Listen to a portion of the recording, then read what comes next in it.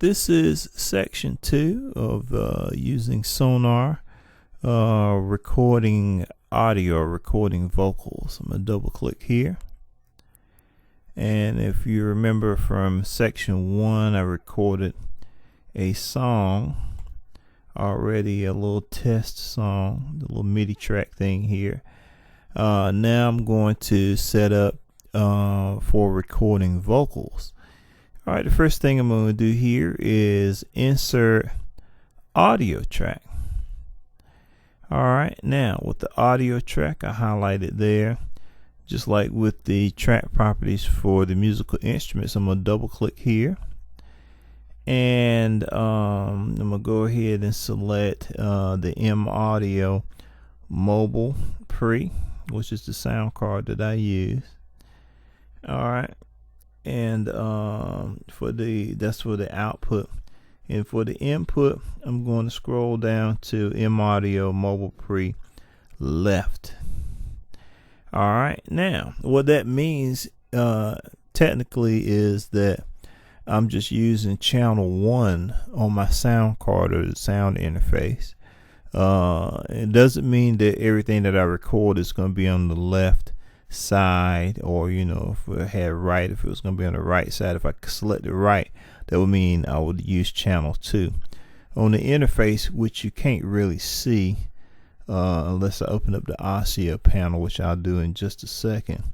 Matter of fact, let me just go here and open it up for you. Yeah, right here, this is where I have the microphone that you're listening to right now plugged into channel 1, or this is left, this is right. If I was using both sides, I would just choose stereo. If I was using 2 microphones, I'm only using one. It doesn't really matter which one you use, just as long as you select one. I got this one plugged in here, my microphone plugged in here, so I have left selected right now. All right. Now I'm gonna go here, double click on the track properties, make sure everything is still there like it's the left. Everything is still there like I wanted it. It's left on the input, and M Audio Mobile Pre for the output. So I click OK. That's all fine.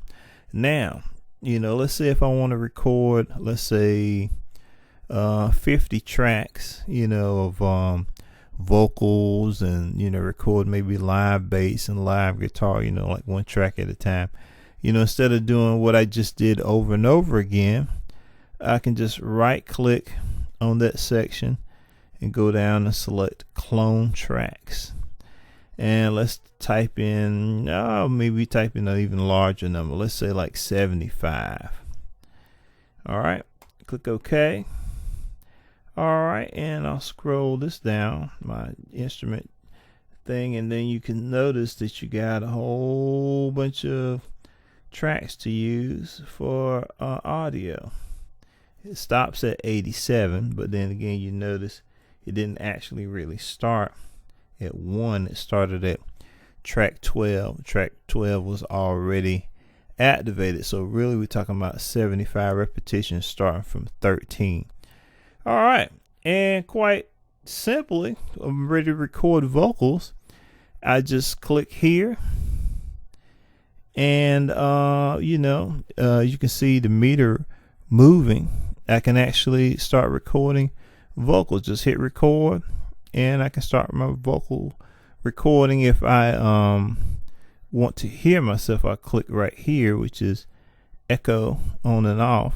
And you hear like a little echo sound that's coming through the speaker and my headphones right now.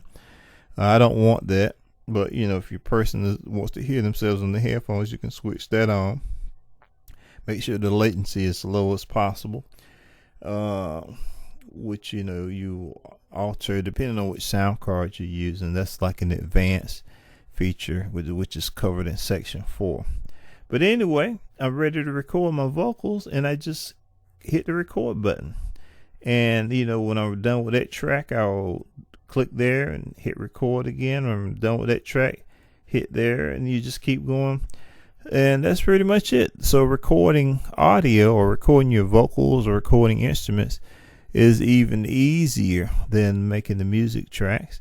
And that completes section 2, recording vocals and audio.